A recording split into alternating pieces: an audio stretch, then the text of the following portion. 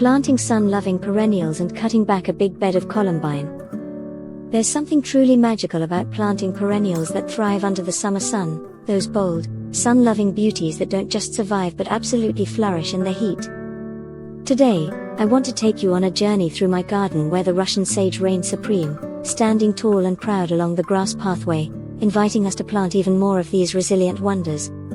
These aren't just any Russian sages, this variety is called Denim Lace, my absolute favorite. Unlike others that can sprawl and become unruly, this one stays compact and dense, forming a stunning blue-green silhouette that looks like a natural carpet from ground to tip. In this spot, I'm lucky to have 5 established Denim Lace Russian Sages, each intertwining effortlessly with bursts of fiery firelight tidbit hydrangeas and clusters of vibrant coneflowers. Just imagine walking through this kaleidoscope of summer colors, deep purples, bright pinks, and golden yellows all thriving under the hot July sun, even when most plants wilt away. That resilience, that beauty in drought and heat, is what makes these perennials special. And as the sun bathes these flowers, it feels like they're basking in their moment of glory, proud to be the last showstoppers of the season. But the garden is never static. On the other side of the path, we've got annuals that are just as charming, some cone flowers destined to repeat their bloom once their season ends.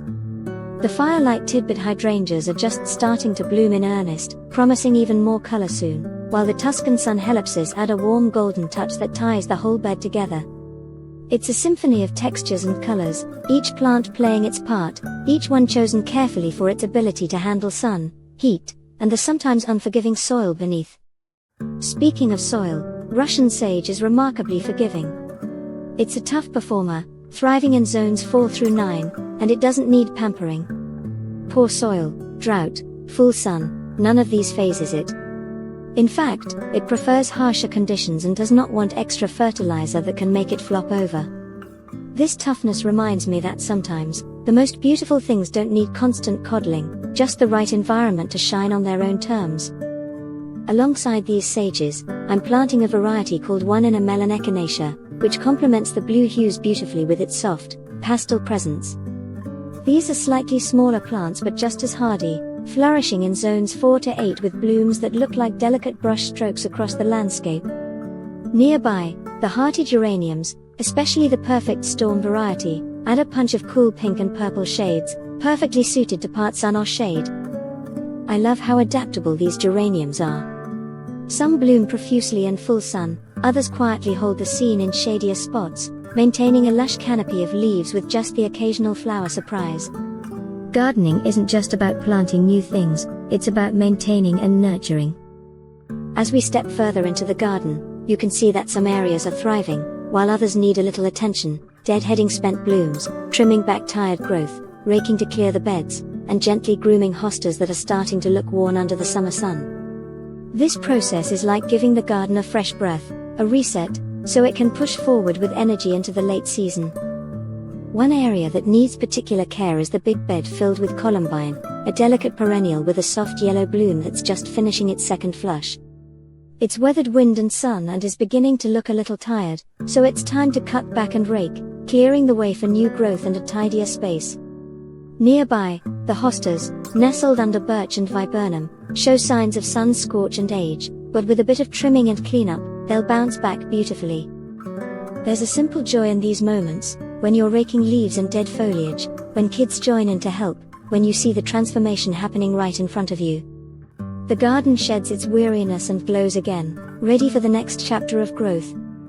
Back in the sun-loving beds, we continue planting and layering textures, the airy, frosted violet kufia, the crisp white superunia mini vista, and the vigorous supertunia petunias all blending in a vivid tapestry.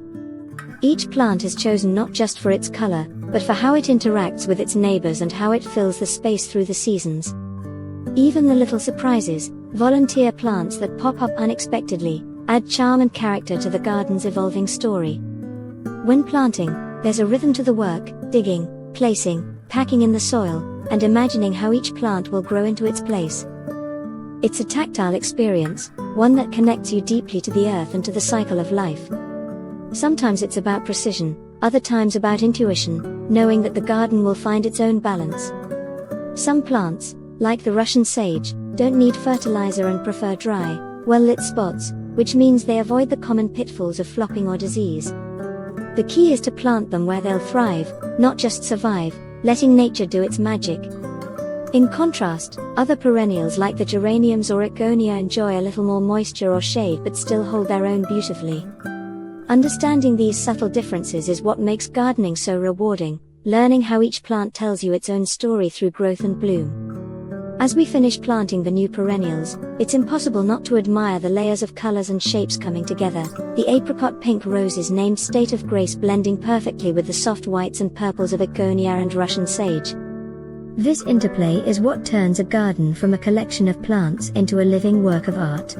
Finally, we end today's work by focusing on the pathways and flow through the garden. Paths aren't just functional, they guide the eye, the footsteps, and the soul through this natural sanctuary. We adjust stones, rethink routes, and plan for the future, knowing that every step through the garden should feel like a discovery. And that's why we haven't planted everything yet, because the garden isn't just about filling space, it's about creating moments, connections, and experiences.